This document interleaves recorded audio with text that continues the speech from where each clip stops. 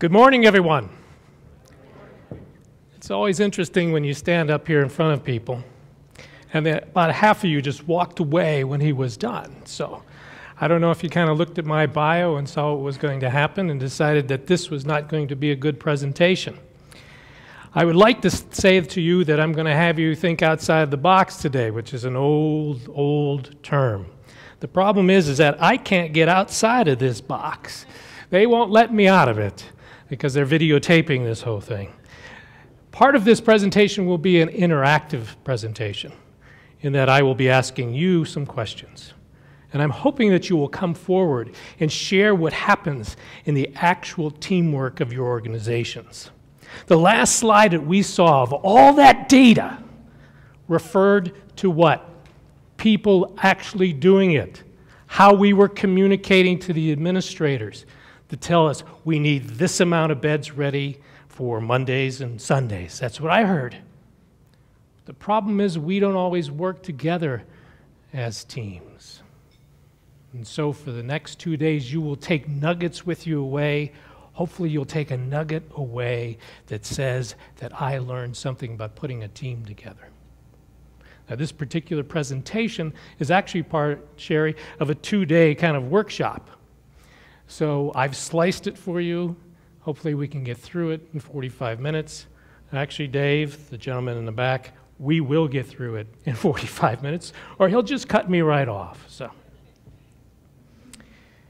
So you have 2 days to take care of learning, and hopefully two days of taking care of winning out at the tables when you leave this particular place. What I'd like to do then is to kind of take you on a journey right now. The first part of this presentation. Dave?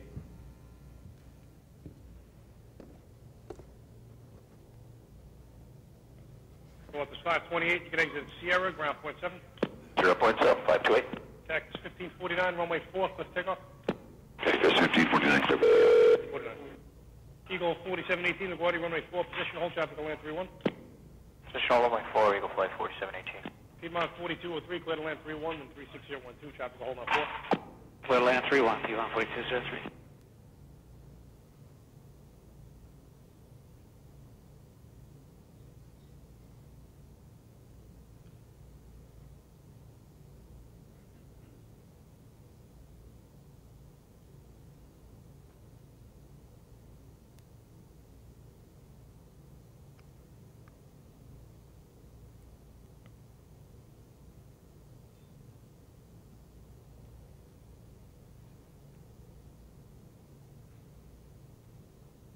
Tax 1549, contact no departure, connect. Good day. Texas 1549, 700, climbing 5,000.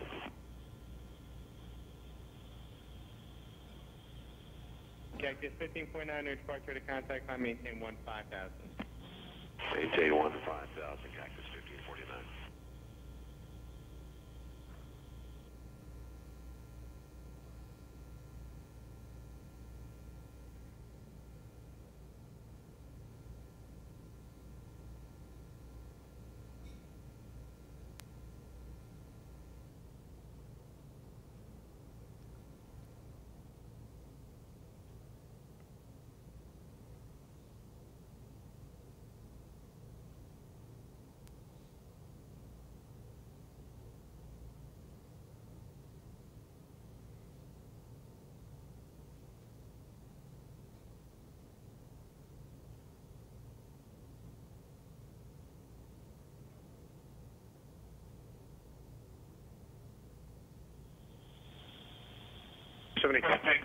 Every day. New York, Johnny 2760 is 5,000, turning your right to 150. Johnny 2760, climb maintain 10,000. 10,000, Johnny 2760.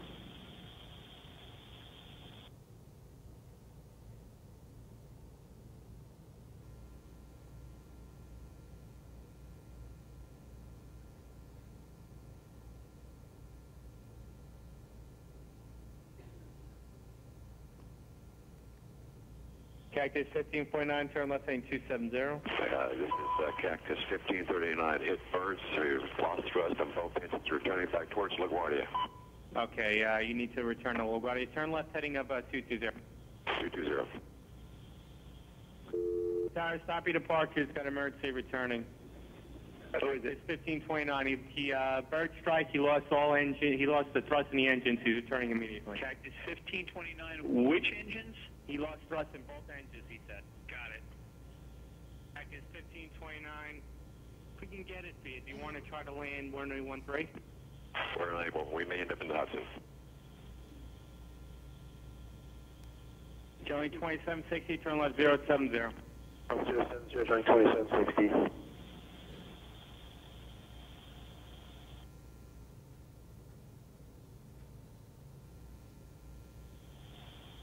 All right, Cactus 15.9. It's going to be left traffic to runway 31.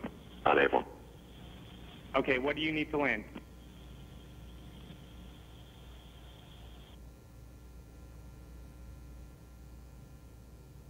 Cactus 15.9. Runway 4 is available if you want to make left traffic to runway 4. I'm not sure we can make any runway. What's over to our right? Anything in New Jersey, maybe Teterboro? Okay, yeah, off your right side is Teterboro Airport. Do you want to try to go to Teterboro? Yes. Teterboro, Empire, actually, LaGuardia departure guy, emergency inbound. Hey, guys. Cactus 1529 over the George Washington Bridge, wants to go to the airport right now. Wants to go to our airport. Check. Does he need assistance? Yes, it was a bird strike. Can I get him in for runway 1? Runway 1, that's good. Cactus 1529, turn right 280, you can land runway 1 at Teterboro. We can't do it. Okay, which runway would you like at Teterboro? We're going to be in the Hudson. I'm sorry, say again, Cactus?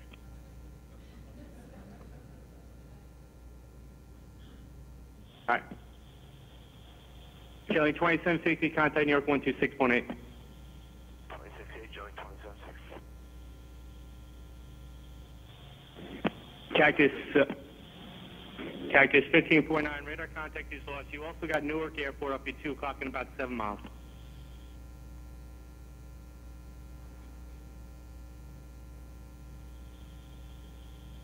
Eagle 5 4718, turn left heading 210. 210, 4718. I think he said he was going in the Hudson. Cactus 1529, you still on?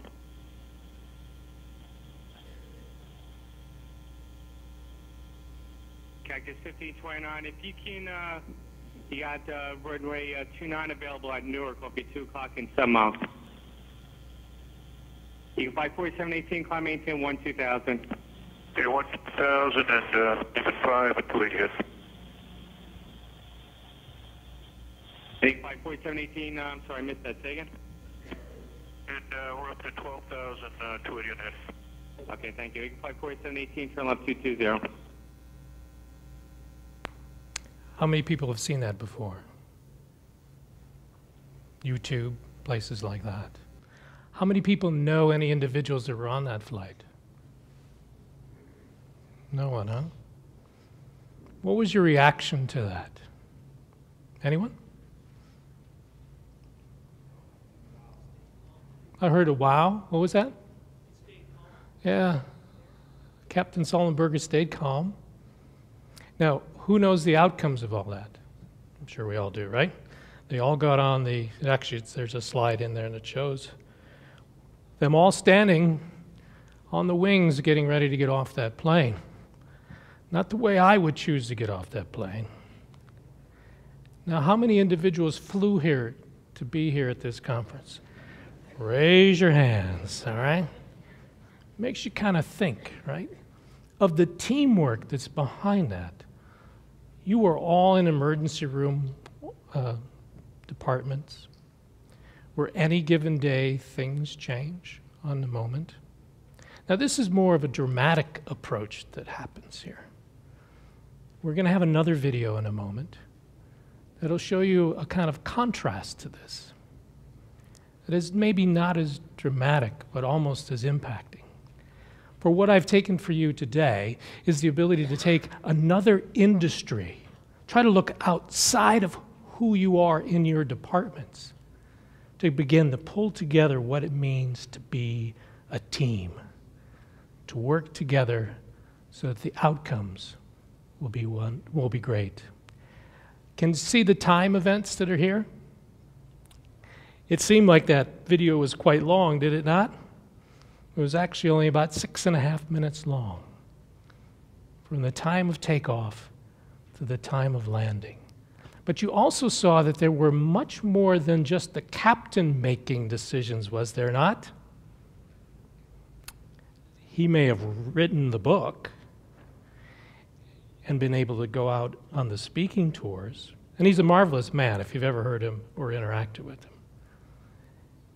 But there were flight attendants. Second Officer Siles was there as well. You saw the talk back and forth. The folks up in the tower. But who got them off the wings? It was the best place to land because New York happens to have what? An entire fleet of people that could come out there and get them. Now let us go and see a place or an event relative to the airline industry that did not have a good outcome. Dave?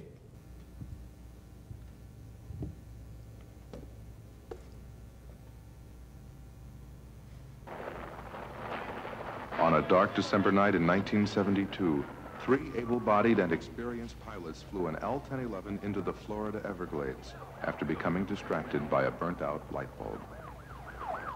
It sounds implausible, but crew preoccupation with minor mechanical hitches and an associated failure to monitor the instruments is a common cause of accidents. This disaster also illustrates some other recurring problems, like the failure of captains to act as leaders, make decisions, set priorities, and delegate responsibilities, shortcomings which are compounded by unassertive and complacent crew members. That's right. It's got to be a fault. A simulator reenactment of the final 8 minutes of this flight shows how all these ordinary human failings led to a complete breakdown in teamwork and ultimately to the deaths of 99 people. Miami Tower, read Eastern 401, just turned on final. Eastern 401 heavy. Continue approach to 9 left. Continue approach, roger. Actual airline pilots play the parts of the ill-fated crew. The dialogue is taken from the cockpit voice recorder and altered only to remove or change expletives and names. Certain omissions have been made to shorten the elapsed time. Now I'm going to try it down one more time. Eastern Flight 401 is on final approach to Miami International, runway 9 left. The nose landing gear indicator has failed to illuminate, so the crew cannot tell whether the gear is extended and locked. You want me to test the lights or not? Yeah, check it. Which seat back? Doug, it could be the light. Could you jiggle the light? It's got to come out a little and then snap in. I'll put them on. Up to 2,000. You want me to fly, Doug? What frequency did he want us on? 28.6. I'll talk to him. All right, approach control Eastern 401. We're right over the airport here and climbing to 2,000 feet. In fact, we've just reached 2,000 feet, and we've got to get a green light on our nose gear. Eastern 401, roger. Turn left heading 360. Maintain 2,000. Vectors to 9 left final. Left to 360. I think it's above the red one. Yeah, I can't get it from here. I can't make it pull out either. We got pressure? Yes, sir, all systems. Put the damn thing on autopilot. All right. See if you can put that light out. Well, you got to push the switch just a little bit further forward. Now turn it to the right a little bit. No, I don't think it's going to fit. Hey, get down there and see if that damn nose wheel's down. Okay. You got a handkerchief or something so I can get a little better grip on this? Anything I can do with? This damn thing just won't come out, Doug. If I had a pair of pliers, I could cushion it with that clean. The captain has neglected to divide up flying responsibilities. Everyone is absorbed by the crisis, so they don't hear the audio alert announcing a change in altitude. The hell with this. Go down and see if that red line is lined up down there. Don't screw around with that 20-cent piece of light equipment. Eastern 401, I'll go out west just a little further if we can here and see if we can get this light to come on. All right. The autopilot has somehow become disengaged. The plane is slowly descending, and nobody is paying any attention to the altimeter. It's always something. We could have made schedule. Well, we can tell if the damn gear is down by looking down at the indices. An emergency landing with a possible nose gear problem is neither very risky nor all that unusual. It's an option the captain could be preparing for now. It's got to be a faulty light. Doug, this damn thing just won't come out. All right, just leave it there. Easton 401, how are things coming along out there? The controller's inquiry is too vague for the crew to realize he's asking about 401's surprisingly low altitude. Okay. 180.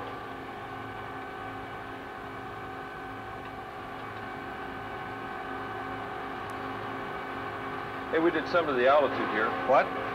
We're still at 2,000, right? Hey, what's happening here?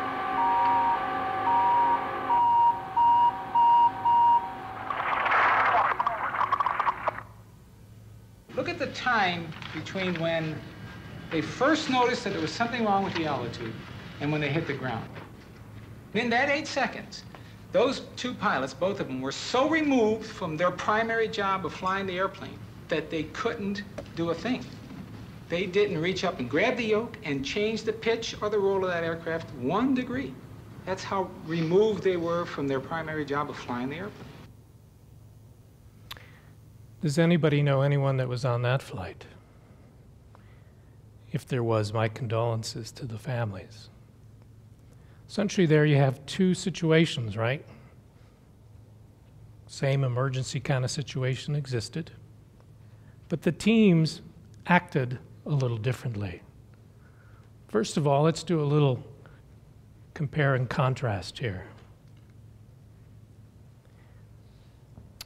Anyone want to give some of the highlights of why things were different from one flight to the other? The team captain, anybody want to respond to that? Just shout it out. Well, the captain on the flight that went to the Hudson was very clearly in charge. You know, when they gave him a choice, okay, come back to LaGuardia, and he felt that he couldn't do it, can't do it. You know, he's very decisive in his communication and his decision making. Whereas, didn't you? I still was kind of confused on the one that went down. Who was the captain? You know? Yeah, who was in charge there? So you definitely had somebody that was in charge. But he had a number of folks around him, very intelligent, very veterans as well, trying to watch what's going on there. And the outcome was completely different. Thank you, Sherry. Anyone else? Please. Confusion of roles, right? Excellent point. How did we see that? We saw that in that it looked like everyone on the second flight was what? A mechanic, did it not? On the first flight, you actually saw the conversations going back and forth between all the teams, including who else? The other pilots in the sky. Did you hear that? Where they were talking about what they were observing and what was going on. Now, in your, go ahead.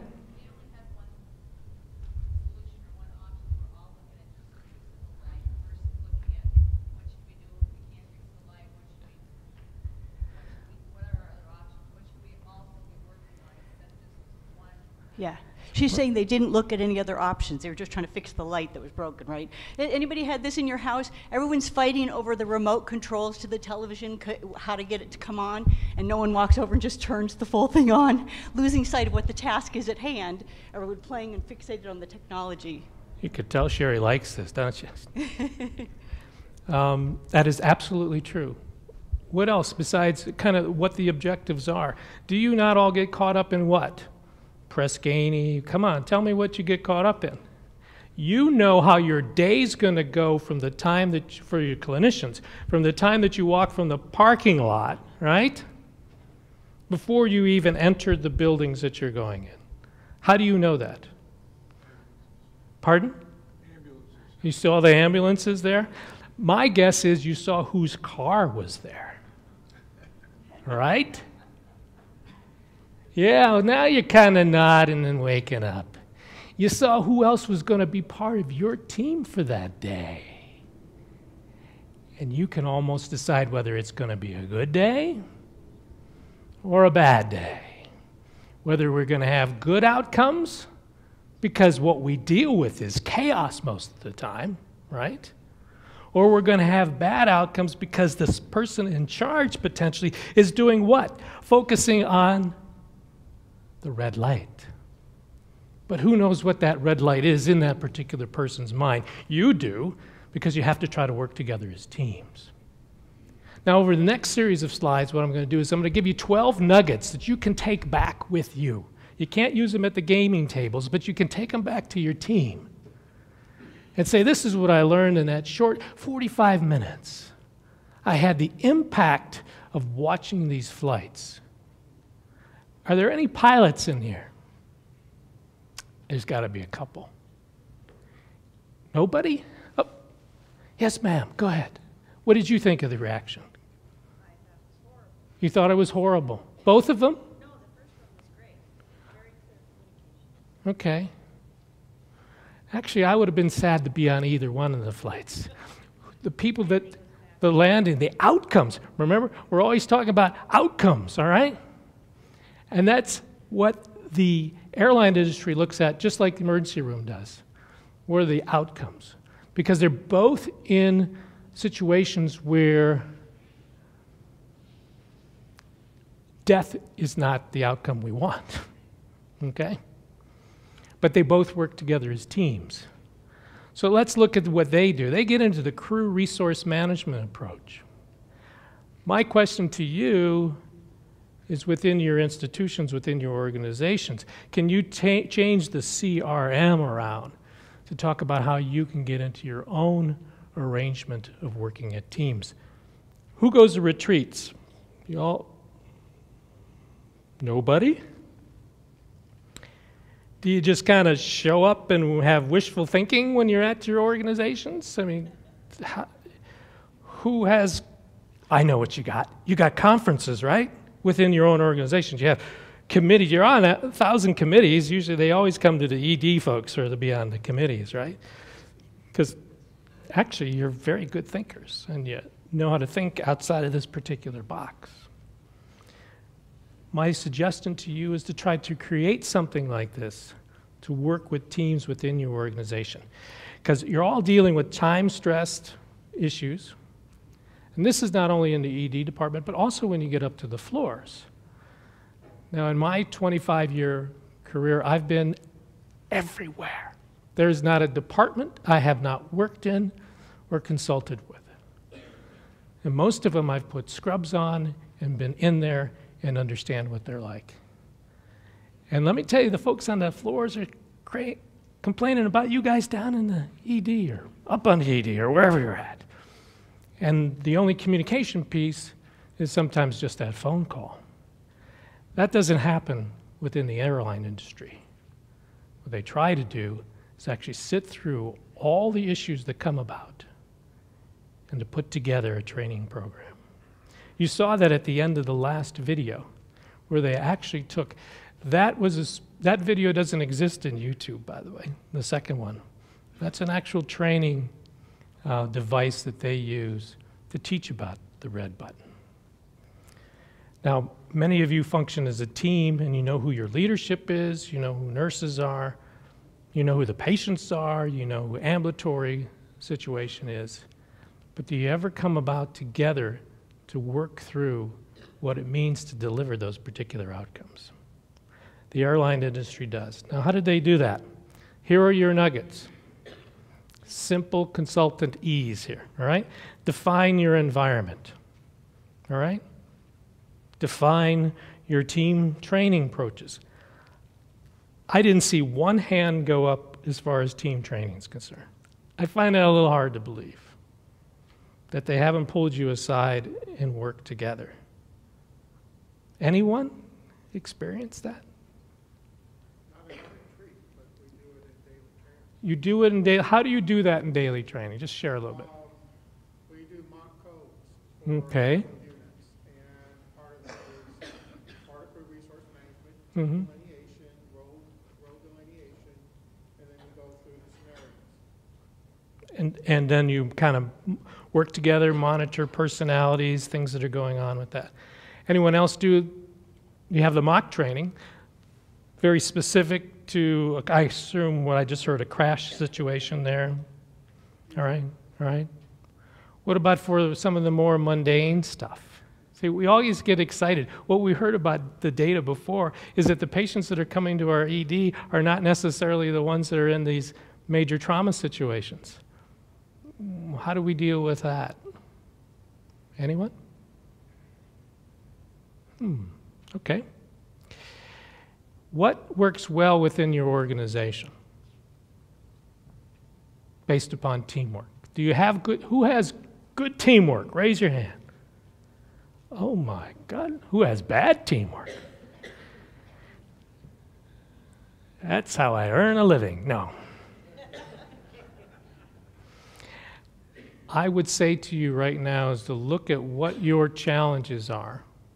One challenge that you face in your organization, whether it's CPOE training, which you heard from the prior speaker, to any of the other particular situations that have. Now, how many people have seen teams evolve, leave, move through, change? You're constantly changing. Aren't the personnel different? Have you set up any standards within your organization that allow people? These are standards away from the clinical. See, how many clinicians are in here? Raise your hands. Yeah, see, the majority of your clinicians, we know what we're doing. We know the patient situation. But we have to understand that there's an environment outside of that that is much larger. See that picture that's there? I always like doing this because I take my family with me wherever I go, including my wife that's come for this trip as well, Sherry. Those individuals that are in that picture are two-time state champions. The one holding the trophy is my son. The first year they were the New York Yankees. They didn't need a team. They had the capability. They had the best runners in the world.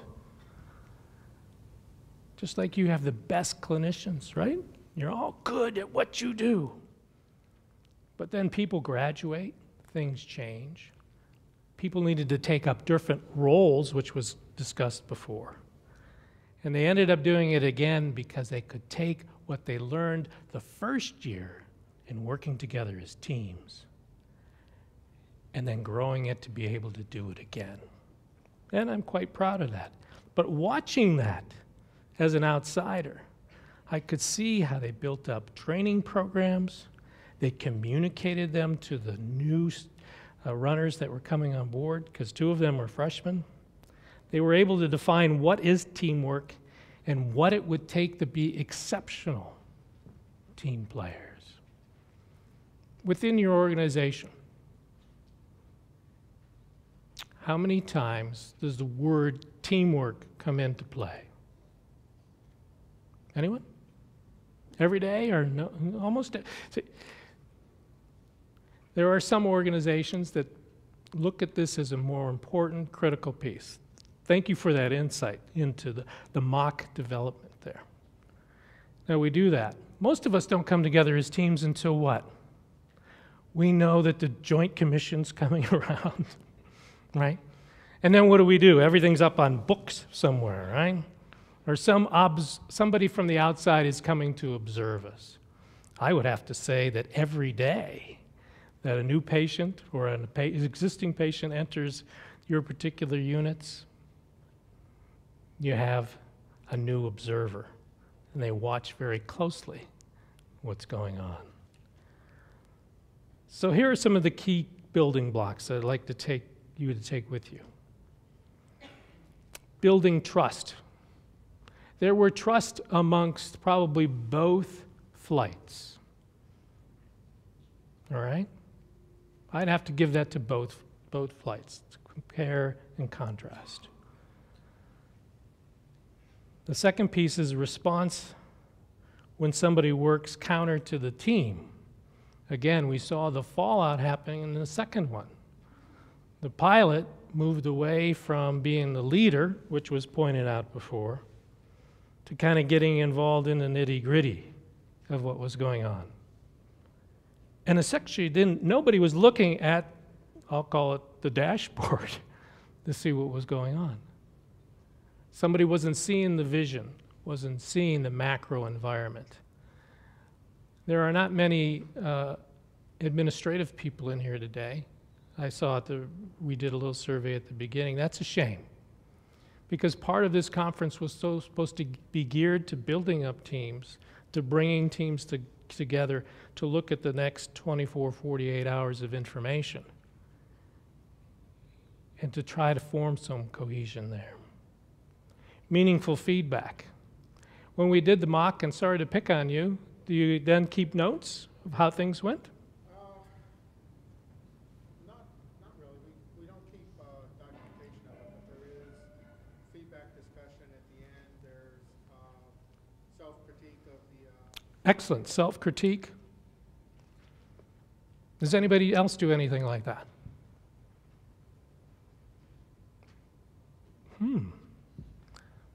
Interesting. The self-critique. You saw the data. We can put data together out our data. But kind of thinking of us as personnel, working together as teams, knowing who has limitations and who has strengths, we kind of miss all that. That's a shame. Open team communication and how to preserve it. I think we struggle with that. Dave, let's show them a little communication that needs to happen.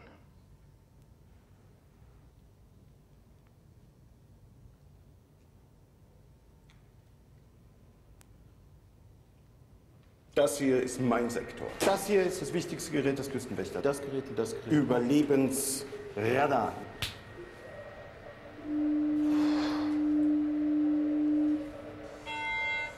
Mayday, Mayday. Hello, can you hear us? Can you hear us? Can you... Over. We are sinking. We are sinking. Hello? This is the German Coast Guard. We are sinking. We're sinking. What are you thinking about?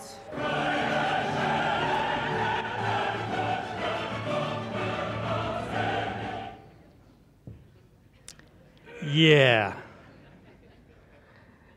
I got one group in this whole conference room that's actually doing training and communication. Isn't that what happens? That happens too often.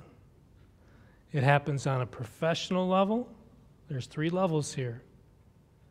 A clinical level, because we know when the most patients are most jeopardized when we pass the baton, right?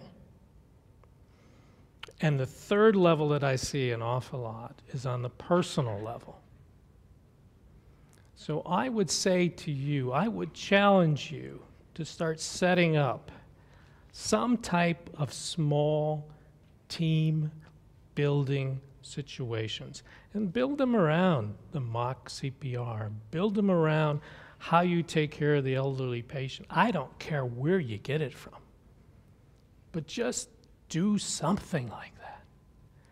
But here's the kicker in all of this. You need to communicate that upstairs and across the entire horizontal world, because you have departments that get cut off from you. They become bottlenecks. You've worked through this before. Okay, who's doing Six Sigma? Lean Sigma. Come on, guys. You're the only one doing anything in this place. No, I see some folks in the back. Nobody's gotten involved in any of that? Yes, sir. I'd suggest if you want that to happen, in our experience, it's not until senior leadership gets involved. Senior leadership. Okay. And that's what disappointed me, all right? So for you, what I would say, if you could get a hold of this videotape, which they're doing, here's a little nugget for you, and just send it to your senior leadership and say, look at this. This gentleman came into our conference for 45 minutes, showed us nice pictures of his son, but then said, listen, we need your input, that senior leadership driving it, to allow that to happen. After 25 years, I'm always sorry to hear that. But to defend the senior leadership, they're always looking at the kind of macro environment. They will definitely come and talk to you about press gaining, will they not? Okay? That's when you grab them, I guess, and say, listen, I'm not complaining, but I think we need to have this. If you want to have these outcomes, these throughputs a little bit better, this is the direction to go. Because you saw the communication. I would say that that's exactly what happens between the ED sometimes and what I call affectionately Mahogany Row, all right? It's down the hall somewhere. Define the interpersonal skills and the critical to team building. Some of your leaders may not necessarily be good team players. We give them the leadership because of what? Because of the clinical competence mostly. I am a nurse. I can tell you through my nursing career what they looked for is the most competent nurse and kept promoting you away from the clinical setting. It's a shame that that happens. It doesn't always happen that way. If you really want to focus on the clinical side of nursing care, that's a direction to go. It even happens that way with physicians, by the way. So those physicians that are here, you kind of get promoted away from the activity. And hopefully we don't forget from where we came from. Team decision making and problem solving. Again, trying to put together those simple exercises to allow that to happen. Let's move on. What I think we get caught up in is the following. Any Malcolm Gladwell fans in here? All right? In his book, Blink, it's essentially cognitive decisions. We do it like this. Now, he actually has a point and a counterpoint within his book of whether it always works. But we're so trained in doing this, we actually bring it to our team situations, and it doesn't work. Because what we think we can interpret, because we can see a person coming in, you guys already, according to this book, you guys already decided when I stood up here for the first 5 minutes whether this was going to be good or bad. And from when half of you walked out to get coffee and half of you came back in, I guess I didn't want to stand up here. You make those decisions. You're actually trained to do that, but you're not necessarily trained to be team players. In that little picture of my son that I showed you, there were 2 superstars on that team. It's like playing with the New York Yankees at one time. They were just unbeatable. Trouble is, they couldn't really talk to the younger folks to do that. They couldn't transfer this super ability, this clinical competence, this running techniques to the individuals that were coming along that were just looking at them saying, how do I get to where you are? You get there by running, all right? I mean, they don't want to hear that. You get there by understanding, by training, by knowing about injuries, things like that. And my son ended up being one of the trainers to do that. So you transfer that knowledge set. You just don't quickly decide, as in this particular book, what happens in organizations.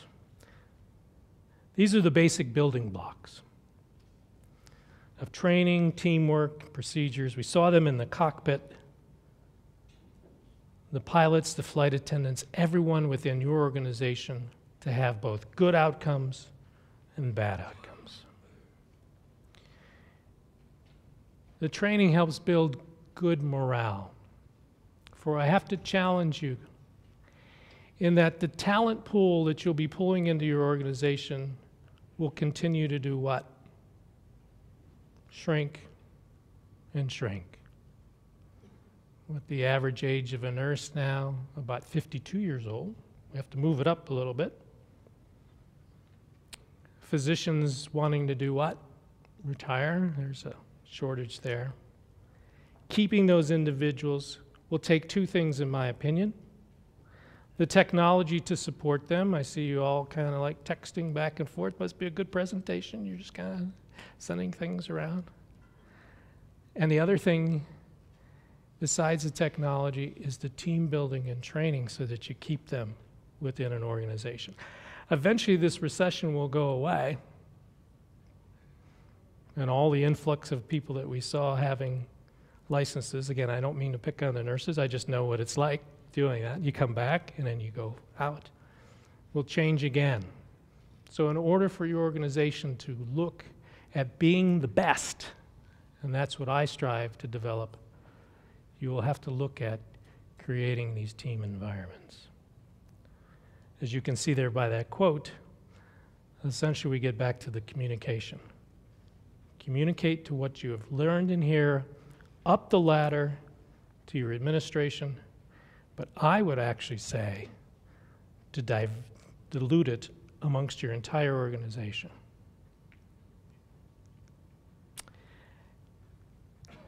Those are all the things those boys won.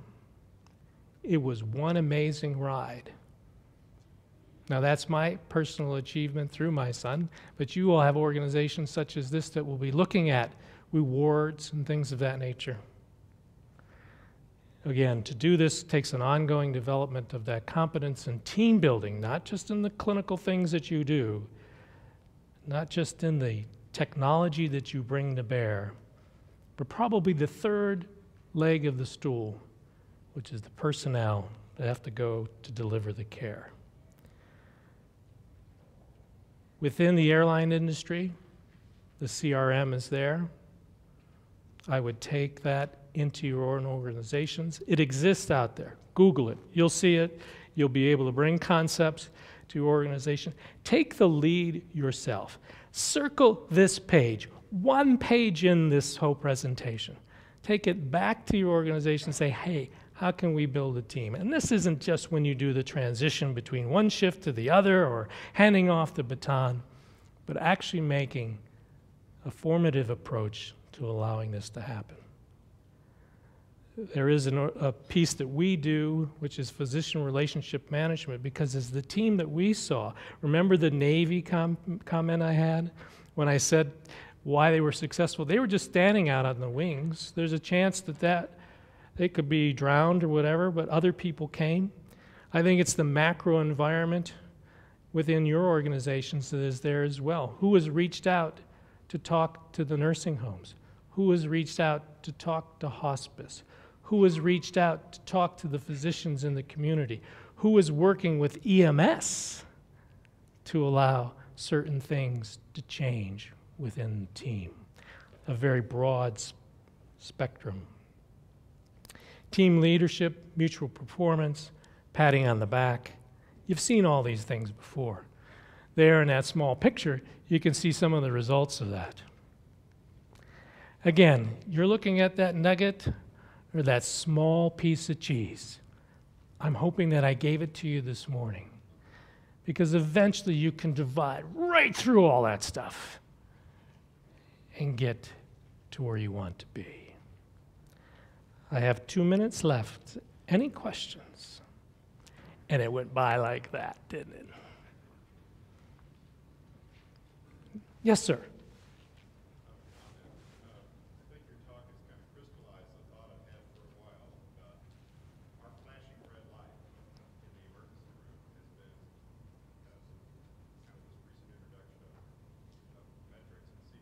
Yes.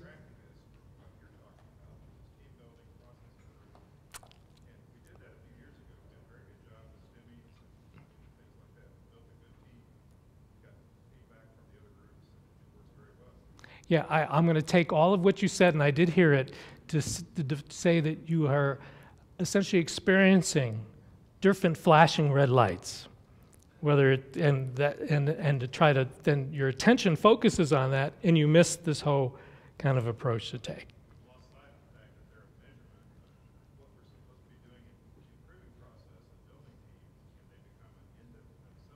Yes. Yeah. Absolutely. There's some work. We were referenced the Time magazine article. There's an article in Forbes that talks about emergency physicians. Recently, as much as December, January time frame, where the physicians were actually gearing up their clinical approach based upon Press-Ganey scores. The satisfaction of the patient, whether they were admitted or not, based upon that. we were looking at those red lights rather than seeing they become the focus of our attention versus this whole team building, which we did before. I'm over by a minute, but I'm available as well over the next 2 days. Any last comments or questions? I thank you, and hopefully when you get on that plane to go home, you'll have confidence. And oh, by the way, I plug my headphones, and they'll let you do this, into the seat that allows you to listen to what's going on. And when I start hearing about blinking flash red lights, I start getting a little panic. No, it doesn't happen. So, thank you. Thanks Good luck. very much, Lawrence.